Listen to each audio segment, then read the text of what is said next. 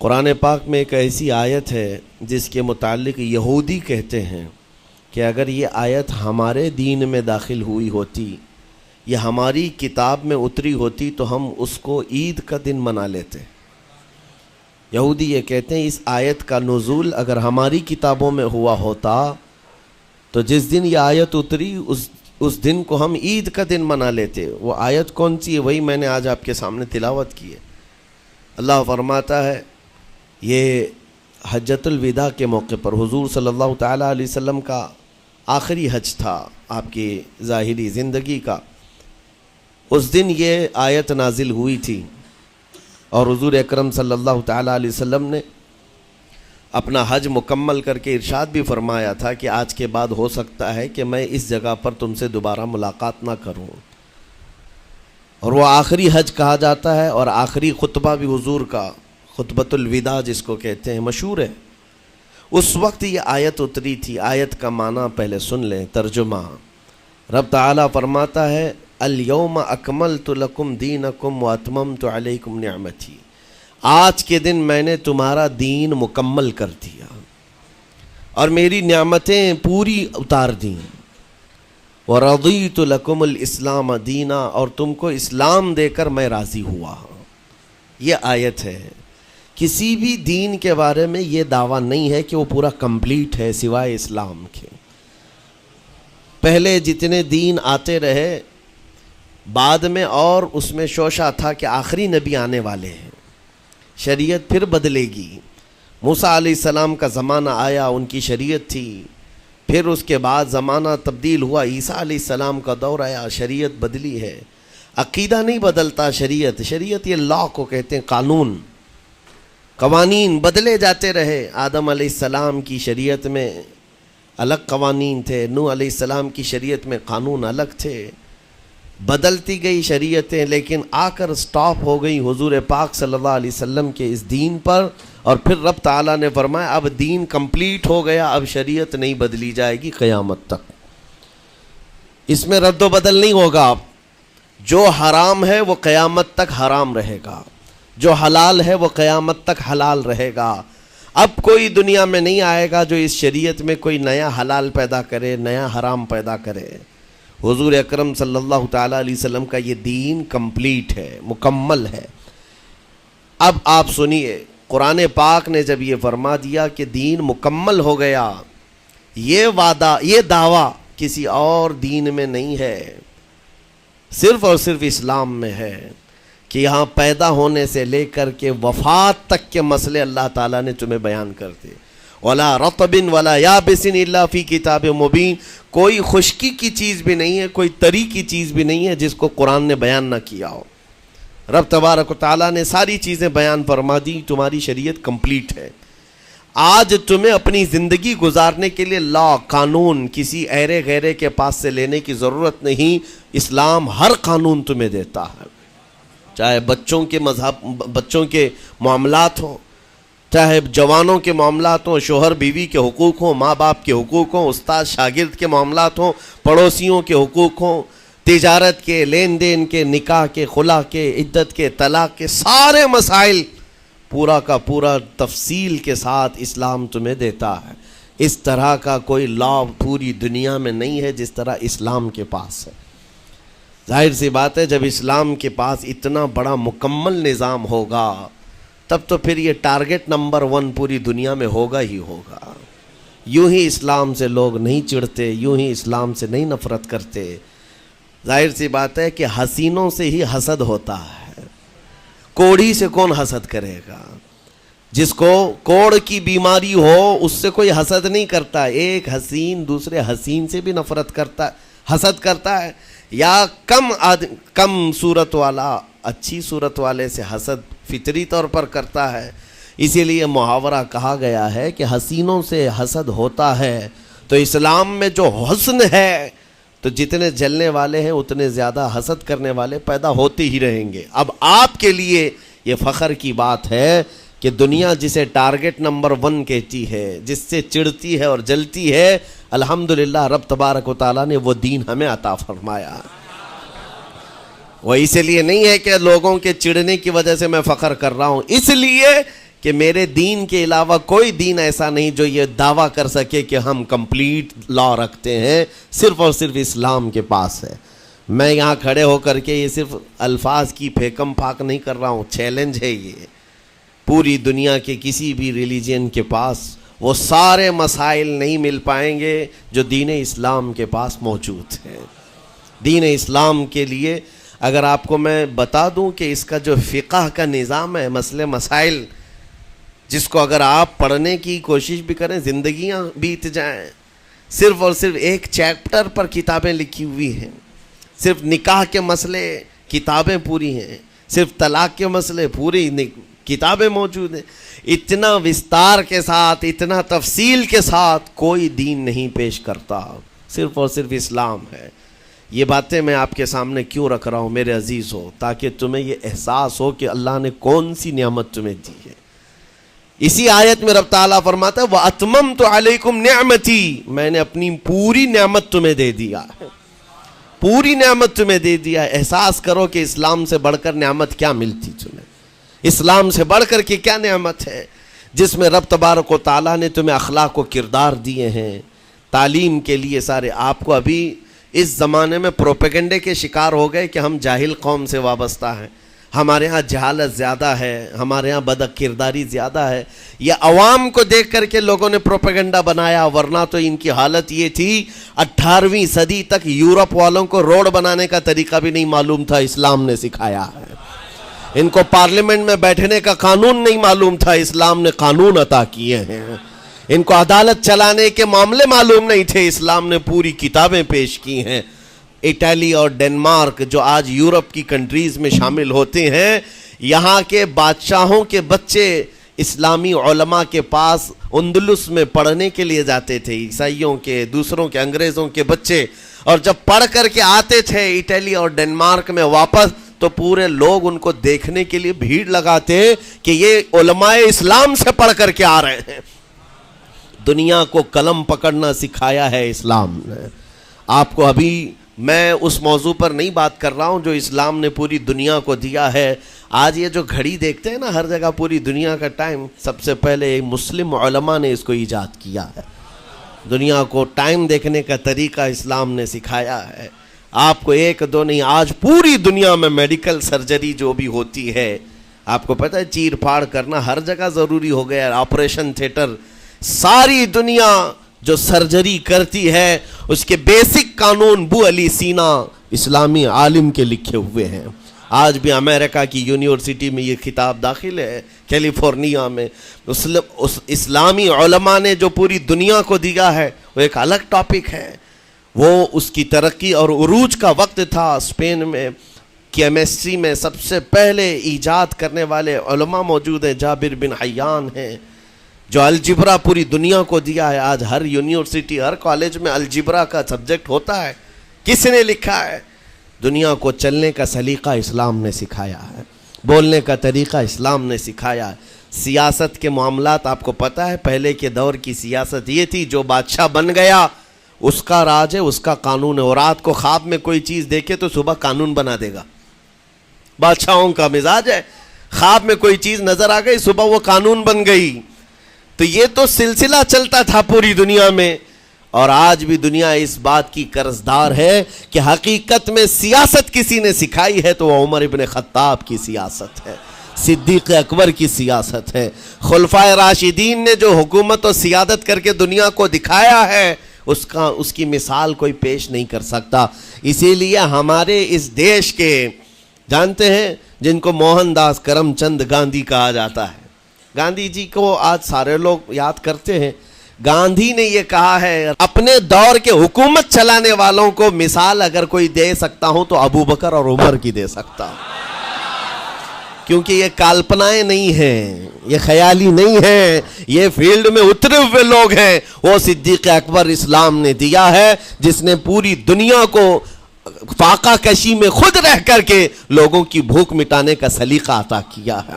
اس عمر ابن خطاب کو اسلام نے دنیا میں پیش کیا ہے جس عمر فاروق کا حال یہ ہے پورا مدینہ رات کو سوتا ہے اور یہ خلیفہ وقت گلیوں میں گشت کر رہا ہوتا ہے کہ کوئی بھوکا نہ سو رہا ہو۔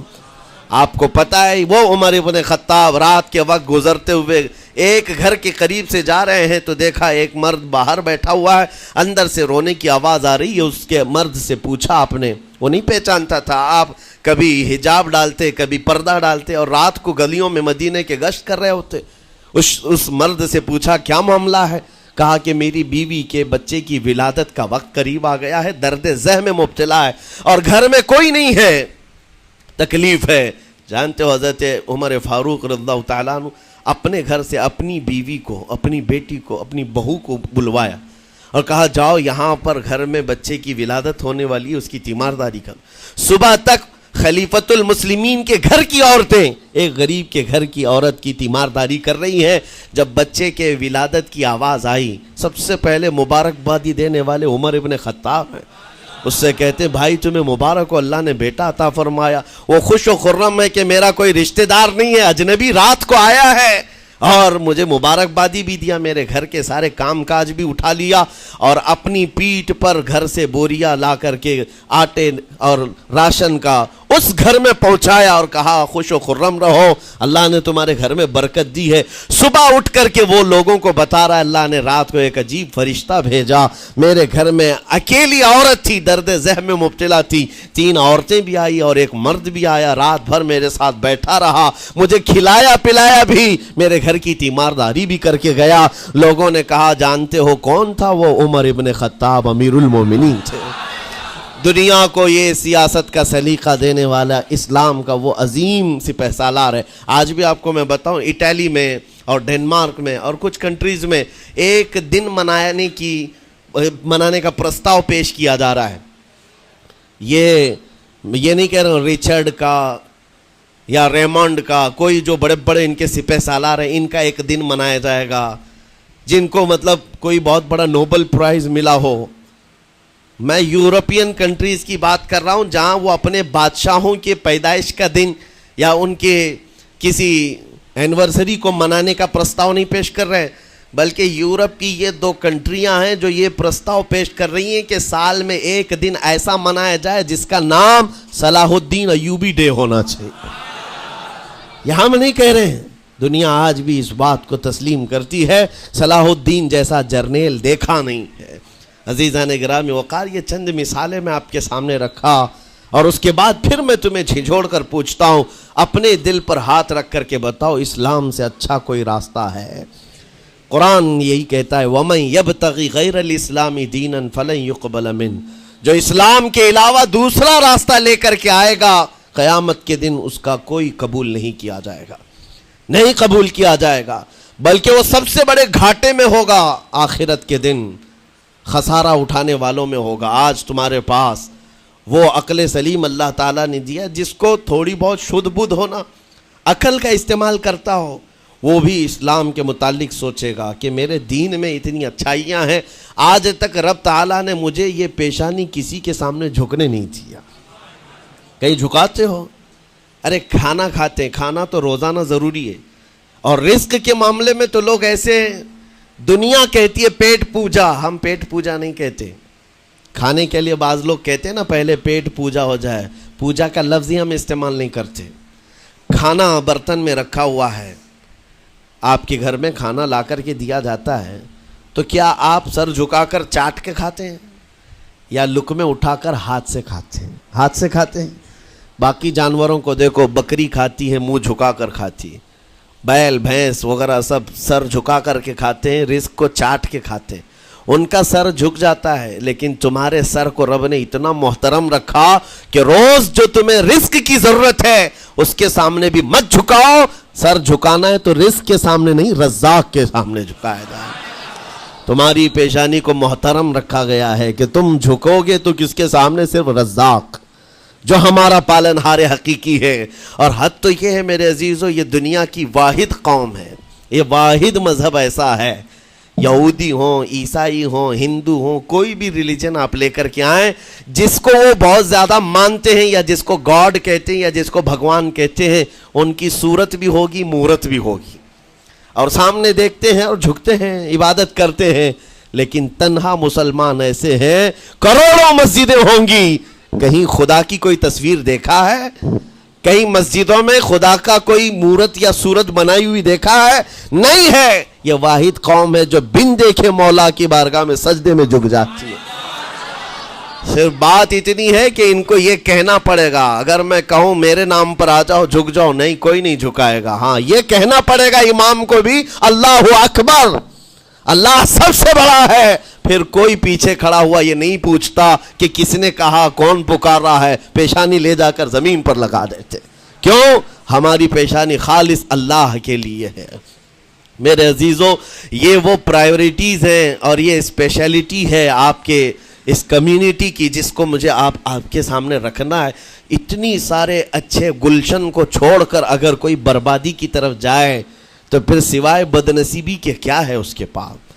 جس کو اللہ تبارک و تعالیٰ وعدے کیا ہو کہ تم اپنی جان اور اپنے مال کے بدلے مجھ سے جنت خرید لو، جہاں پر سارے اخلاق و کردار اور دنیا کی سب سے اعلیٰ اخلاق تمہیں سکھانے کے دعوے کیے گئے ہوں، وہ چھوڑ کر کے اگر دنیا کہیں اور جائے تو پھر تمہاری یہ ہرما نصیبی ہے. ایک بات میں آپ کو بتاؤں، سکسیس کس کو کہتے ہیں؟ کامیابی. اور ہر کوئی یہ کہتا ہے کہ مجھے سکسیس کی طرف سفر کرنا ہے. 10ویں پاس نوجوان کو بھی پوچھیں کہ کوئی بھی کورس کر رہا ہے، آگے جا رہا ہے، کیوں جا رہا ہے؟ کچھ سکسیسفل لائف گزارنا ہے، کامیاب زندگی گزارنا ہے. اس کے لیے دروازے کھٹکھٹا رہا ہے. تمہیں پتہ ہے ان مسجدوں کے میناروں سے جو آواز گونجتی ہے اذان کی، اس میں ایک لفظ آتا ہے. سارے لفظ تو آپ کو یاد ہوں گے. اللہ اکبر بھی کہا جاتا ہے، اشہد ان لا الہ الا اللہ بھی، اشہد ان محمد رسول اللہ بھی ہے. اس کے بعد ایک لفظ پکارتا ہے مؤذن، حی علی الصلاۃ. حی علی الصلاۃ کا مطلب ہوتا ہے آؤ نماز کی طرف، آؤ نماز کی طرف. اس کے بعد ایک اور لفظ پکارتا ہے حی علی الفلاح، جس کا معنی معلوم ہے آپ کو؟ مؤذن یہ کہتا ہے آؤ کامیابی کی طرف، آؤ کامیابی کی طرف. ٹوٹل یہ دن میں 10 بار مؤذن پکارتا ہے. فجر میں 2 بار، ظہر میں 2 بار، عصر میں 2 بار، مغرب میں 2 بار، عشاء میں 2 بار. کتنی مرتبہ پکارا؟ 10 بار پکارا تمہیں، آؤ کامیابی کی طرف. لیکن ایک بات یاد رکھو، یہ پکارنے والے مؤذن کی حالت مت دیکھو کہ یہ پکار رہا ہے، بلکہ یہ رحمان کی صدا ہے، یہ اللہ کی صدا ہے جو تمہیں بلا رہا ہے. یہ تو اپنی آواز اور اپنے الفاظ سے ترجمانی کر رہا ہے اور تمہیں اللہ کی صدا تمہارے تک منتقل کر رہا ہے. لیکن حقیقت میں بلانے والا کون ہے؟ اللہ ہے. مسجدوں میں بلانے والا کون ہے؟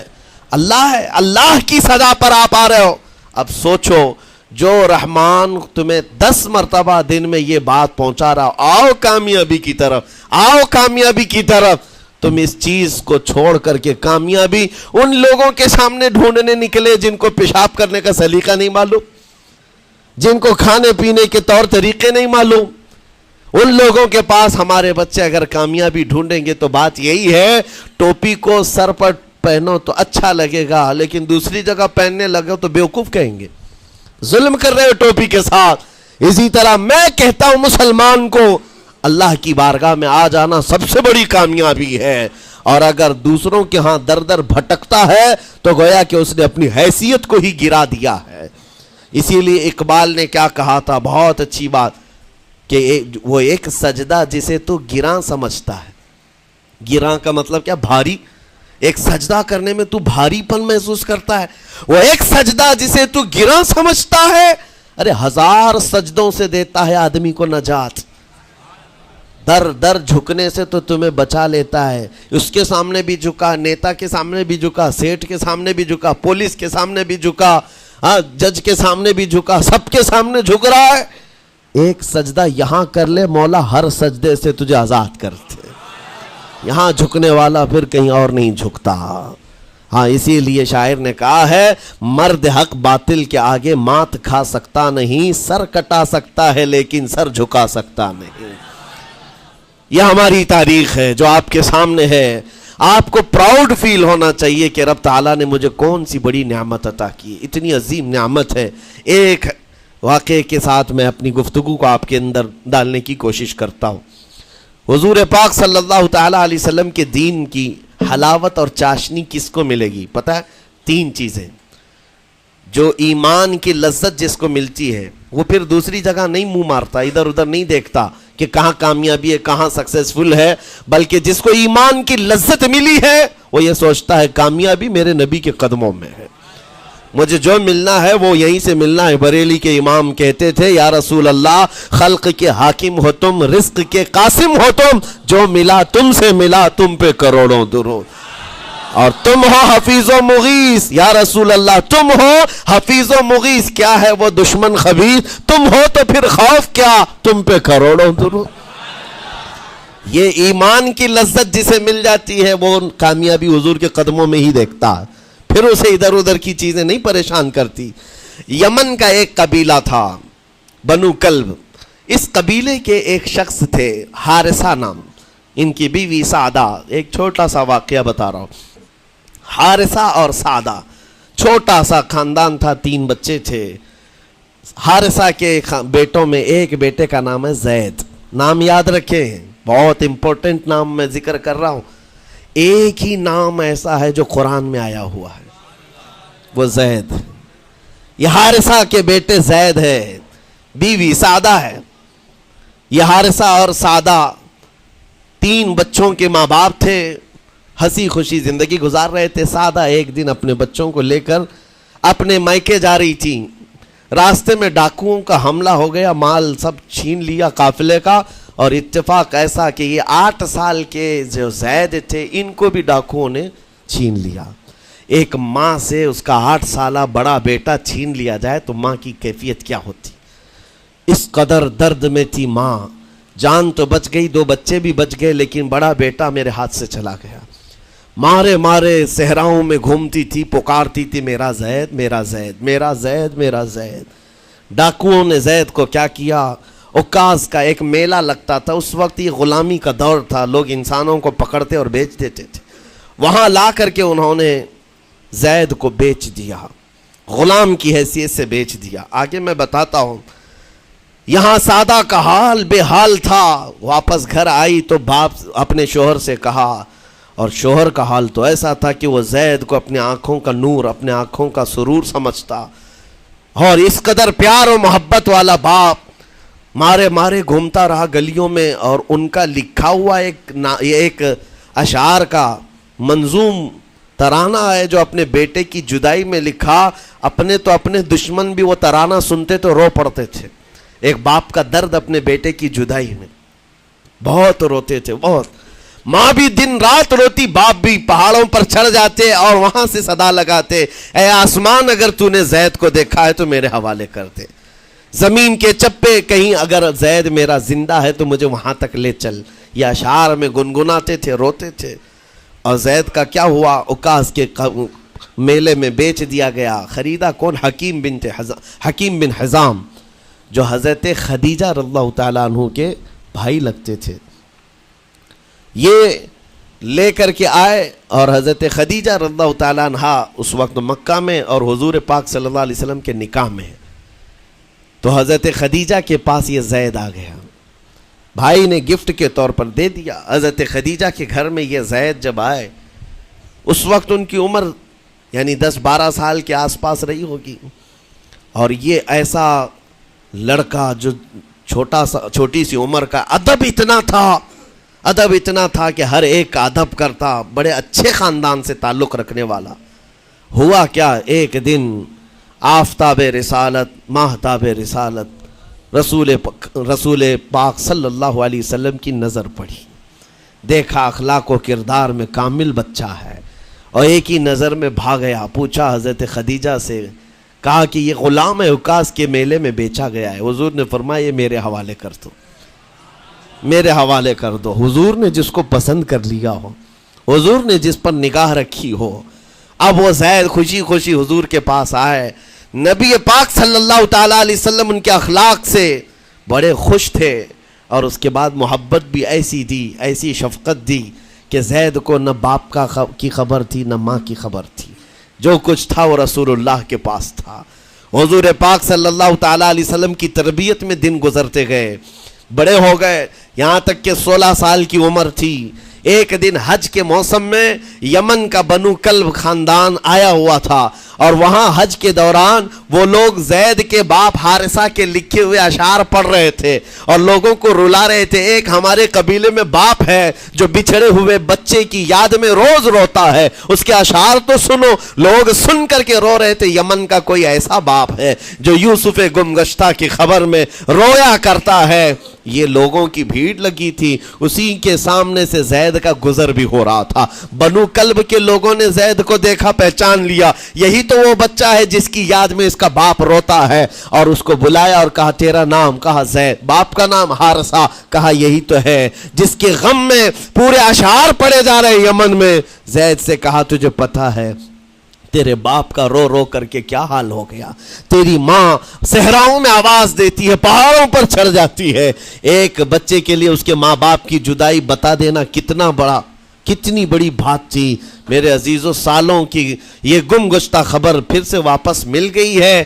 زید نے کیا کہا کہ اب میرے ماں باپ سے جا کر کہہ دیں کہ رونا دھونا بند کریں, اونٹوں کی طرح ادھر ادھر بھٹکنا بند کریں, انہیں میرا سلام پہنچائیں اور کہیں انہوں نے جہاں مجھے دیکھنا تھا اس سے بہتر جگہ میں ہوں, اس سے بہتر جگہ میں ہوں.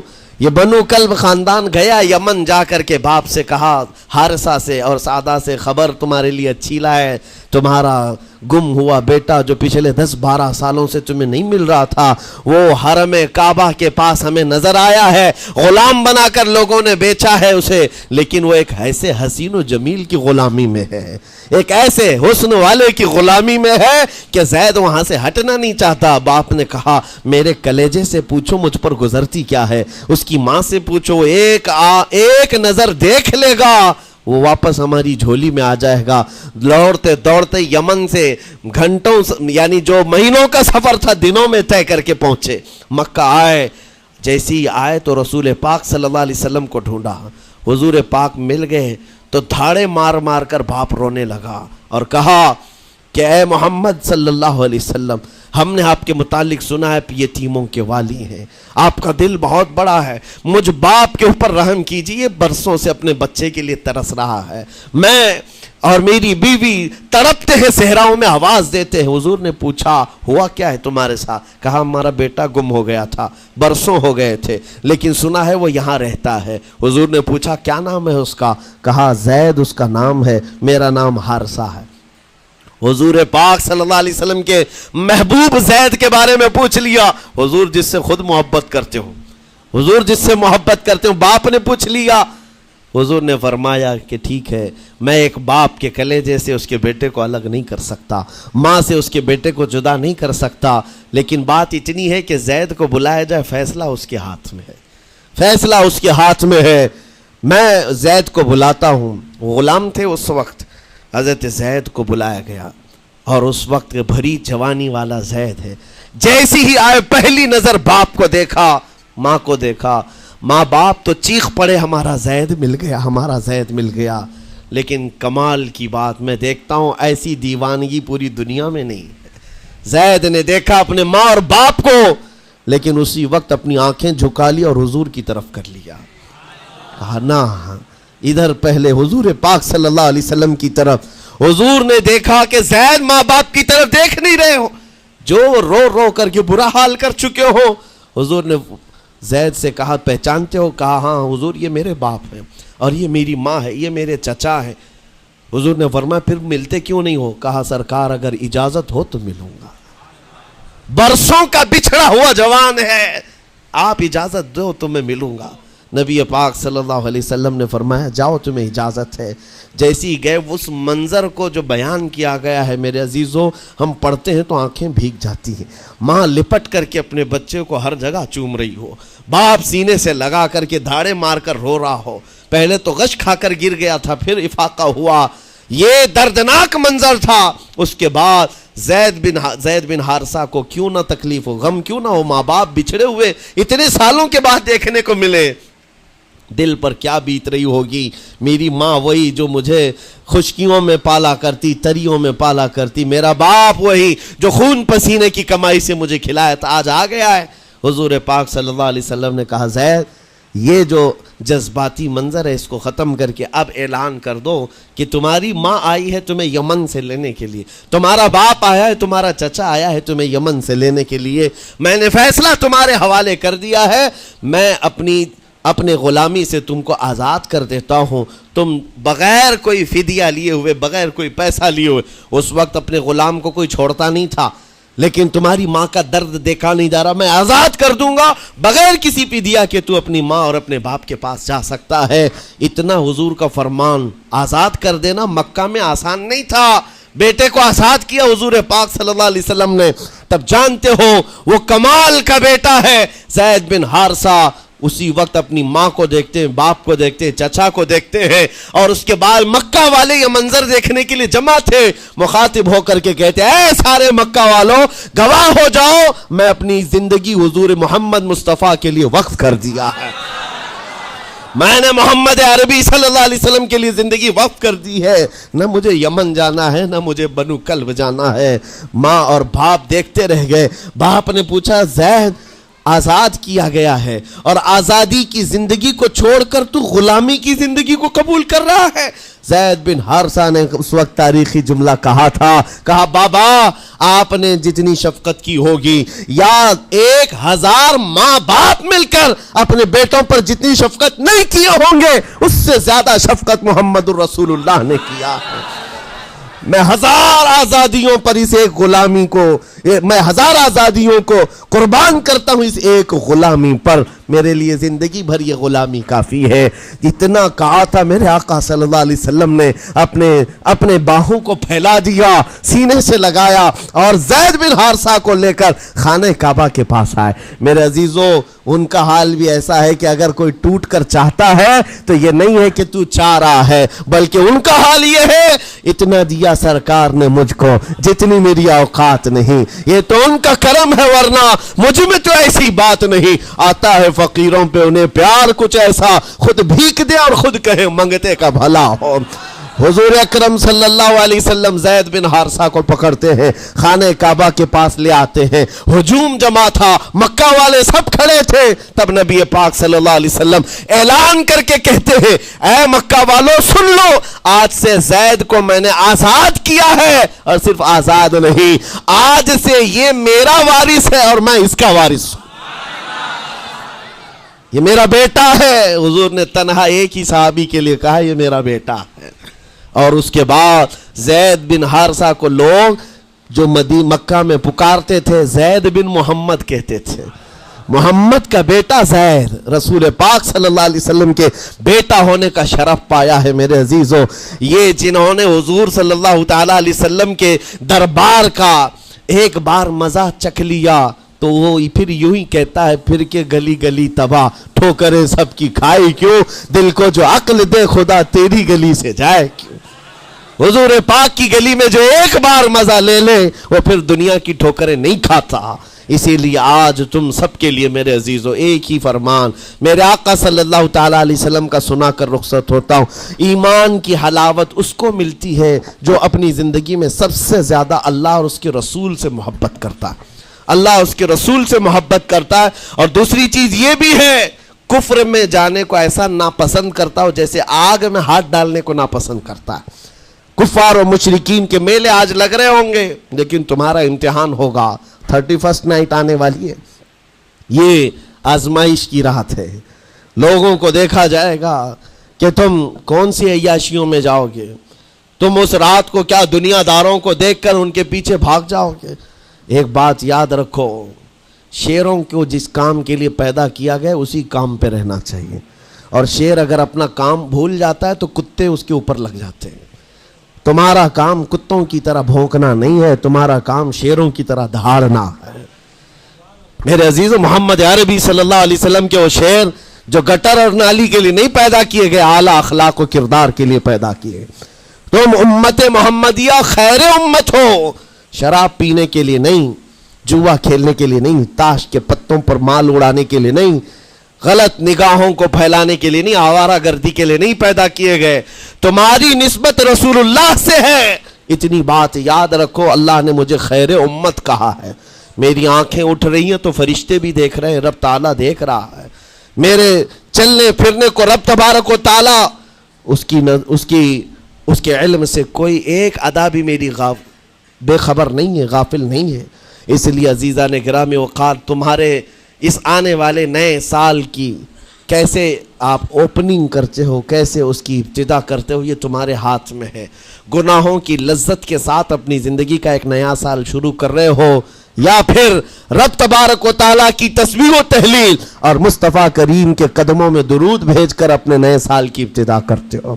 میں تو یہ اعلان کرتا ہوں، اگر میرا یہ میسج سب تک پہنچ جائے کہ ہم نے بہت ساری عیدیں منائی ہیں، بہت ساری محفلیں منائی ہیں، ہم عید میلاد النبی کے نام پر جلسے جلوس سب کرتے ہیں، ہم 11ویں کے نام پر غوث پاک کے جلسے سجاتے ہیں، اعلیٰ حضرت کے نام پر، غریب نواز کے نام پر جلسے کرتے ہیں، لیکن دنیا ایک عید مناتی ہے ہیپی نیو ایئر کی، 31st نائٹ کی۔ میرے عزیزوں، ہم نوجوانوں سے کہتے ہیں اس عید کو دنیا کی عید ہے، اس کو بدل کر کے ہم ناموس رسالت کے لیے وقف کیوں نہ کرتے ہیں؟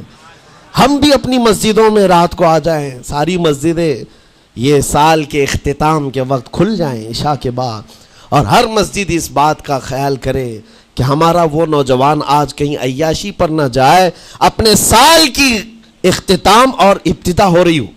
یہ ہم کو پتہ نہیں، ابھی تو ہم بیٹھے ہیں، اگلے سال تک ہم رہیں گے کہ نہیں رہیں معلوم نہیں، یہ تو دسمبر کا لاسٹ چل رہا ہے، لیکن یہ ہمیں پتہ نہیں 1 جنوری دیکھ سکتے ہیں کہ نہیں دیکھ سکتے، ہم میں سے کسی کو علم نہیں ہے۔ لیکن اس کے باوجود اگر اللہ تعالیٰ نے دے دیا آپ کو اس سال کا آخری، توبہ کرنا چاہیے۔ اے رب ذوالجلال، یہ پورا سال میرا جو بدکاریاں ہوئی ہیں، مجھ سے جو خرابیاں ہوئی ہیں، مجھ سے جو گناہ ہوئے ہیں، معاف کر دے۔ تو ایک نیا سال میری زندگی میں کھول رہا ہے، مولا پچھلے سال جو مجھ سے گناہ ہوئے، اس سال وہ گناہ نہ ہو۔ میں تیرے دربار میں پناہ مانگتا ہوں، تیرے دربار کی پناہ مانگتا ہوں ان تمام شیاطین کے شر و فساد سے جنہوں نے مجھے بدکار بنانے کی کوششیں کی ہیں۔ اگر اس رات تمہاری دعا قبول ہو گئی تو انشاءاللہ 2024 ہمارا ہے۔ لوگ آج بہت ساری بھوشمانیاں کر رہے ہیں، 2024 ان کا ہے، ان کا ہے۔ میں کہتا ہوں غلامان مصطفیٰ کا ہے۔ ہاں، سال کی ابتدا اگر حضور پاک کے نام سے کرو، درودوں کی خیرات اور درودوں کی ڈالیاں نچھاور کرو نبی کریم صلی اللہ تعالیٰ علیہ وسلم کی بارگاہ میں، اور اللہ سے مدد مانگو کہ مولا اس سال کی ابتدا ہم تیرے نام سے شروع کر رہے ہیں۔ انشاءاللہ یقین ہے میرے عزیزوں، جو دروازے بند ہیں وہ کھلیں گے ضرور، اور جو آفتیں آئی ہیں وہ ٹلیں گی ضرور۔ بس بات صرف اتنی ہے، قرآن بھی کہتا ہے، جس کی ترجمانی اقبال کرتا ہے کہ محمد سے وفا تو نے، تو ہم تیرے ہیں، یہ جہاں چیز ہے کیا ہے، لوح و قلم تیرے ہیں۔ اللہ کریم کہنے سننے سے زیادہ عمل کی توفیق عطا فرمائے۔ نوجوانوں سے گزارش ہے، آج آپ یہاں پر تو پتہ نہیں ہے کمیٹی والے اس بات کی اجازت دیتے ہیں کہ نہیں دیتے، لیکن 31st نائٹ جو آئے گی، میری گزارش ہے کہ آپ مسجد کو کھلی رکھیں، اس رات یہاں ذکر کی محفل سجائی جائے، کریں گے انشاءاللہ۔ جو جہاں ہے وہ اپنی مسجدوں میں اس بات کا عہد کرے کہ آج ہم ذکر کریں گے، توبہ اور استغفار کریں، اور حضور پر درود پاک کی محفل سجائیں گے۔ اللہ تبارک و تعالیٰ آپ کے اس عزم کو قبول فرمائے۔ مولا کریم ہمیں رسول پاک صلی اللہ علیہ وسلم کے قدموں میں کامیابی ڈھونڈنے کی توفیق دے۔ مولا کریم بس اتنی دعا ہے کہ ہماری زندگی جب تک رہے تیرے نبی کے وفاداروں میں شمار فرما، اور بارگاہ مصطفیٰ میں یہ عریضہ ہے، یا رسول اللہ تیرے ٹکڑوں پہ پلے غیر کی ٹھوکر پہ نہ ڈال، جھڑکیاں کھائیں کہاں چھوڑ کے صدقہ تیرا، تو جو چاہے تو میل میرے دل کے دھلے، کہ خدا دل نہیں کرتا کبھی میلا تیرا، گندے نکمے کمی مہنگے ہیں کوڑی کے 3، کون ہمیں پالتا تم پہ کروڑوں ضرور، بے ہنر و بے تمیز کس کو ہوئے ہیں عزیز، ایک تمہارے سوا تم پہ کروڑوں درود، تم ہو عفو و غفور، تم ہو عفو و غفور، بخش دو جرم و خطا تم پہ کروڑوں درود، کر کے تمہارے گناہ مانگے تمہاری پناہ، تم کہو دامن میں آ تم پہ کروڑوں درود۔ یا رسول اللہ دل بے چین ہے، بے قرار ہے، گناہ جب زیادہ ہوتے ہیں تو دلوں میں گھبراہٹ زیادہ ہوتی ہے، اور ان دلوں کی گھبراہٹ کا علاج ڈاکٹروں کی گولیوں اور انجیکشن سے نہیں ہے، ان دلوں کا قرار صرف اتنا ہے، یا رسول اللہ دل کرو ٹھنڈا میرا، وہ کفے پا چاند سا سینے پہ رکھ دو ذرا تم پہ کروڑوں درود.